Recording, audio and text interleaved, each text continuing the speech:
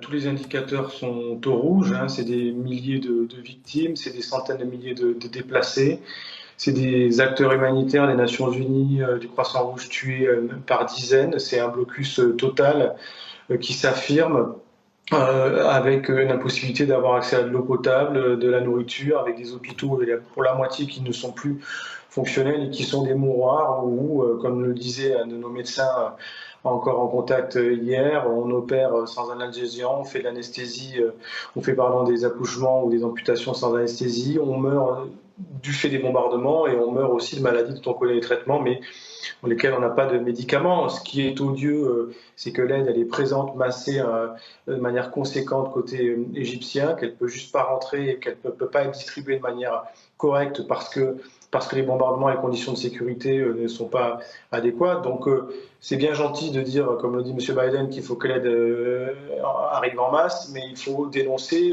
pourquoi cette aide elle ne peut pas se développer. Elle ne peut pas se développer parce qu'il y a un blocus massif et parce qu'il y a des bombardements majeurs en ce moment qui empêchent cette aide d'être distribuée.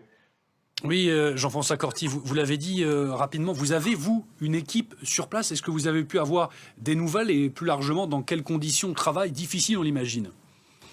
La plupart sont dispatchés sur l'ensemble de la bande de Gaza, certains dans des voitures, cherchent de l'eau et de la nourriture comme d'autres, dans les mêmes conditions d'insalubrité que l'ensemble des civils. On a très peu d'acteurs qui peuvent vraiment faire de la médecine aujourd'hui et qui sont en rupture de médicaments. Donc la situation, elle est particulièrement grave et il faut le dire. On demande à des personnes de se déplacer dans le sud, elles ne peuvent pas parce que la plupart des hôpitaux, ils sont saturés en malades, en famille qui sont là pour les aider. On ne peut pas transporter des malades comme ça par centaines dans ce contexte-là. Donc on peut être très inquiet par le fait que la phase militaire aujourd'hui terrestre, elle est active et que des gens sont en danger. Donc voilà, on est très inquiet pour nos équipes, pour les civils. Je pense qu'il faut que la communauté internationale, évidemment avec les juristes dans le cadre du droit international, dénonce les horreurs que le Hamas a fait le 7 octobre. Et là, on est sans concession, on le dénonce, Médecins du Monde l'a dénoncé. Il faut aussi dénoncer le fait que l'aide humanitaire est instrumentalisée, empêchée aujourd'hui